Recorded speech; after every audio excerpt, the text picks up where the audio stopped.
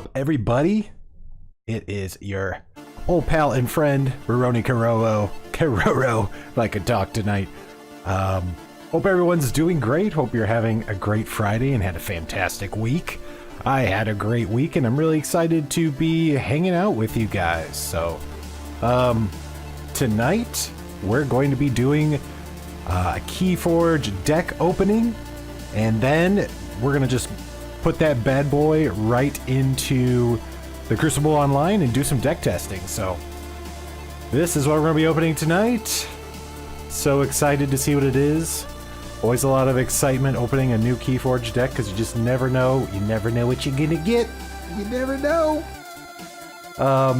So just because this is a new game, I kind of want to talk really quick, as always, just kind of explain what KeyForge is for anyone out there who may not know. So what is KeyForge, right? It is a new collectible card game, or also known as a unique deck game, from Richard Garfield. He is the creator of Magic the Gathering, Netrunner, just to name a few games. Really, really prolific guy, kind of a genius, and hopefully this camera, well, the focus is perfect for the actual deck opening. Yeah, it's not, I don't know, I'm still figuring this out.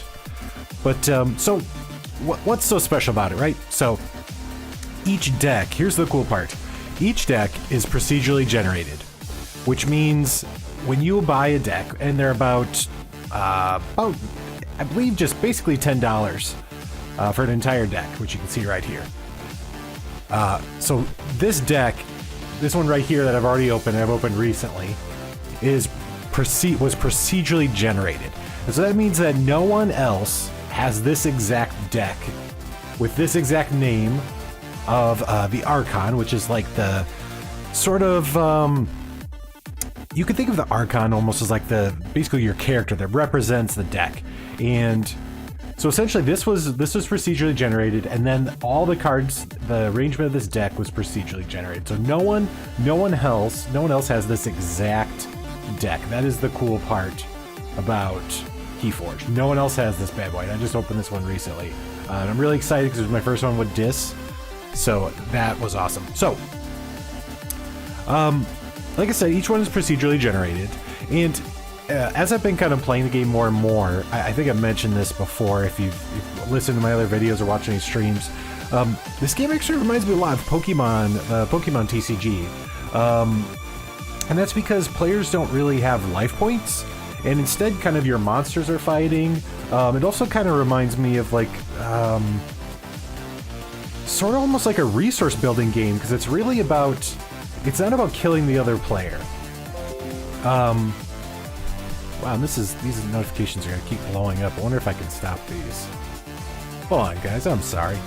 Let me see if I can stop these notifications real quick, because they're gonna make a lot of extra noise, and I don't really would have to listen to that noise. Give me just a second here. There we go, perfect. It was Bookface. Bookface is likes to get in the way when you're trying to do stuff. So, like I was saying, so each deck is represented by what's called an Archon. And on the Archon's identity, this is called an identity card, you see the 3 houses. Now, each of these houses represents like a guild or like a tribe, essentially, where the pools where each of the cards, when this was randomly generated, were pulled from.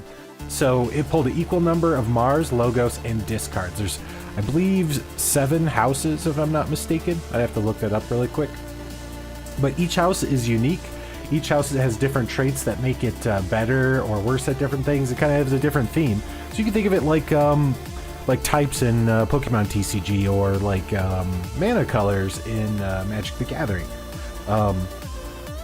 So, like I was kind of saying a moment ago, the goal of the game is to forge 3 keys before your opponent does.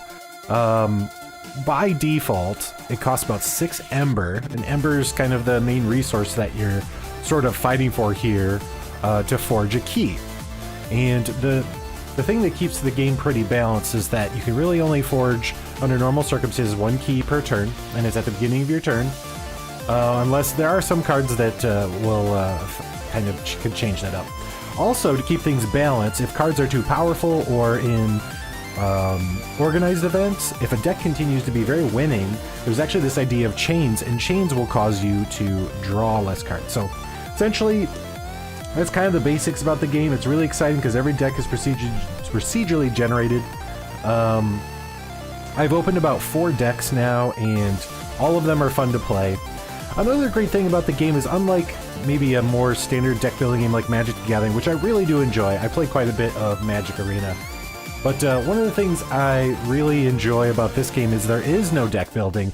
So maybe one thing I didn't mention is, so this Archon is kind of paired with the rest of the cards in this deck. You can't change cards out. The decks are basically locked in with what cards are in them, and that's it. It has a deck list. So it's kind of like it's basically a pre-constructed deck, except it's pre-constructed through random or procedural generation. So the beauty of that, again, is that you're kind of, when you play a game or you get a new deck, you're sort of expected to do the best that you can do with what you have. It's a lot like if you've ever drafted in Magic the Gathering or done sealed. Sealed is probably a little more accurate because you have the sealed pool of cards and you do the best with those cards as you can. So yeah, that's kind of the basics of it. So I just wanted to explain that just in case anyone wasn't aware. But so after the deck opening, I'm going to register this deck in the Master Vault and then load it up into this, it's an unofficial site called the Crucible, and do some deck testing, and I'll try it out. So let's get right to it. Here we go, here we go. I'm excited to see what we get here. There's still 2 different houses, I believe, that I haven't pulled a deck for yet. So just recently I did pull a deck with a disc that I just showed you. All right, let's see what it is.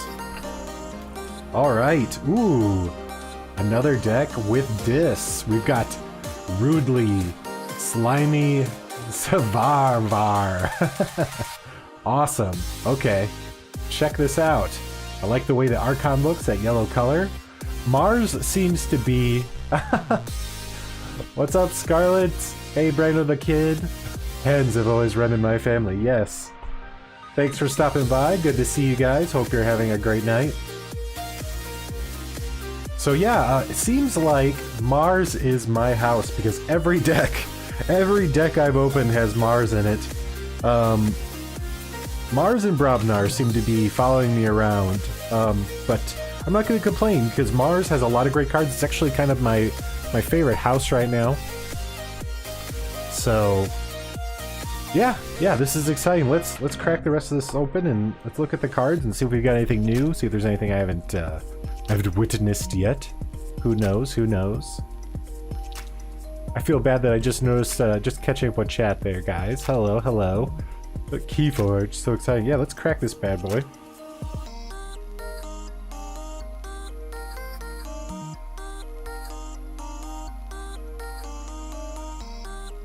Wow, I'm having problems doing this. I'm just lucky to have a camera set up so I don't have to try to... I know a lot of guys that do this will do deck openings with like one hand. It's like, how do you do that? Alright, cool, let's see what we've got here. Try to get these up to the camera. See, that's the... Okay, we'll pull the identity card in the deck list here. So, let's see what we've got. So, first card is Biometric Backup. So, this is an upgrade, and there actually was recently a ruling on this. I think I mentioned it last time, but essentially, if this creature... So, this gets attached to a creature, essentially. It's an upgrade.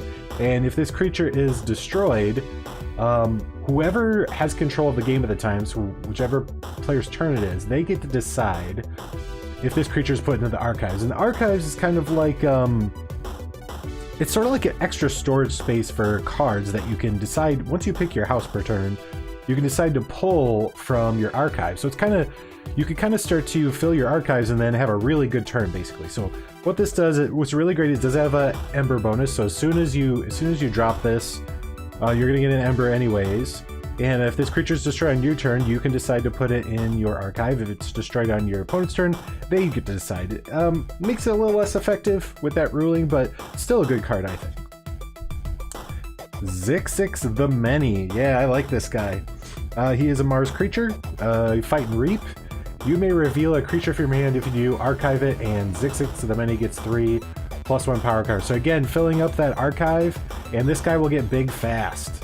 So you just keep reaping with him. He keeps getting bigger and bigger, and becomes quite the threat. So looks like we got another one. That's nice. Yixlo the Bolter, also one of my favorite Mars creatures. When you reap with this bad boy, so reap, just in case you know, reaping is when you exhaust a creature, and then you essentially earn yourself 1 ember. And again, you need 6 ember to forge a key. So he is great to just kind of reap with and ping enemy creatures and kill them. One thing to note, if you're used to like Magic the Gathering, I think Pokemon TCG damage sticks around too, but kind of like in Pokemon TCG, I believe, damage sticks around. Unlike in Magic where your creatures regenerate, damage sticks. So this is really useful to sit and ping and kind of weaken maybe some big creatures, or honestly take down some creatures. So yeah. Oh, I think my favorite card in the game so far, Ixlix the Zookeeper. This guy is awesome.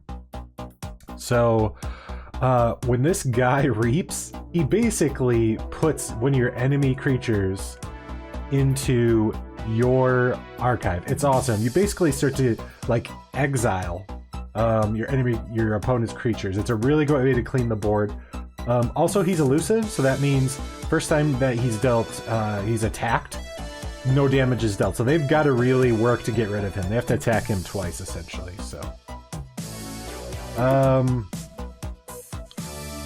Ulyaqua, the Megamouth. Fight and Reap, use a friendly non-Mars creature. That's really useful. Very solid, very solid. Ooh, Grabber Jammer. I think this is the first time I've opened a Grabber Jammer in a deck, so. Your opponent's keys cost +1, and when he reaps or fights, you capture an ember. So this is a case where now my opponent's keys would cost 1 more, essentially. And this is great. I mean, he's got armor. I'm so excited to have this. All right, Sniffer, another new one I haven't really pulled yet. It's an artifact, and for the remainder of the turn, each creature loses elusive. So this is probably a good way to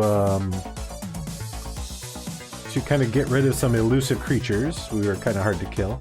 Mother Gun, we've seen this before. Essentially, you can reveal Mars cards from your hand and do damage to a creature. That's very nice. Another Mother Gun, not too shabby.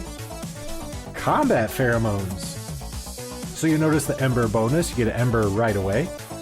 And it's an Omni ability. Now, Omni means that even if, so at the beginning of your turn, after determining if you can forge a key, the next phase is picking your house. So Omni basically, this is an artifact, it's an item, so it comes out in the field exhausted, and then you can, after on your next turn, you can use this. And an Omni ability basically means that even if you don't pick Mars, you can use this. So it's really nice and very flexible, has a lot of versatility. So Omni ability says sacrifice combat pheromones. You may use up to 2 Mars cards, other Mars cards this turn. Wow, cool. So this would allow you to use Mars cards during, even when you're not playing Mars. So, wow, that could be really, really big. So, Phosphorus Stars. Stun each non-Mars creature. Gain 2 chains. So again, I was mentioning before, chains essentially will kind of weaken you for the time being, and they cause you to draw less cards. But every time you draw 1 less card, you drop a chain. So they do go away over time. So that's all our Mars cards. Now we're getting into Dis. Make sure you guys can see this. Toxin, demon creature. Your opponent discards a random card from their hand when you reap. Very nice. Ooh, this is a new one I haven't seen. Schuler. Your opponent has 4 Ember or more, steal 1 when you play him. Very nice. Okay. Very big guy too, 5 power. Pit Demon. His action is to steal. So action's kind of like not reaping and not fighting. It's essentially just doing whatever. It's like an innate ability they have. But they can still fight if you want, or they can reap, but you can only pick 1 during their turn, then it exhausts them. Eater of the Dead. This is a new one for me. When you fight or reap, purge a creature from a discard pile. If you do, put a 1 power counter on Eater of the Dead. Wow, nice. That's It's a nice way to kind of get rid of, because you get to keep reshuffling your graveyard as your deck when your deck runs clean. So, Library of the Damned, action for that is archive a card. That's always nice, be able to fill up your archive.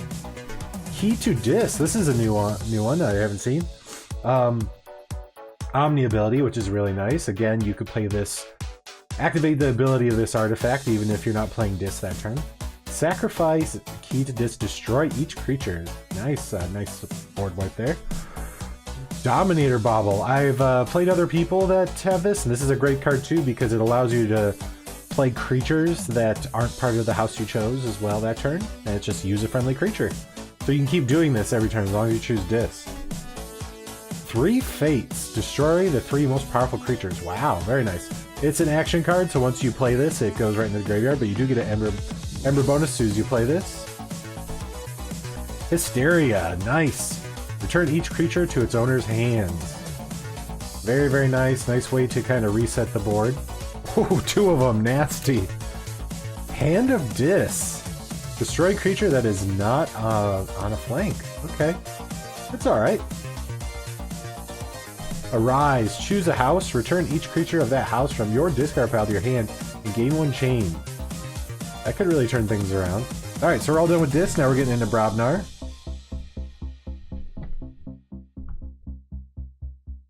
And we've got a new card I have not seen before as well. That's awesome. War Drummer. It's a creature, and when you play it, so as soon as you drop it on the field, return each other friendly Brobnar creature to your hand.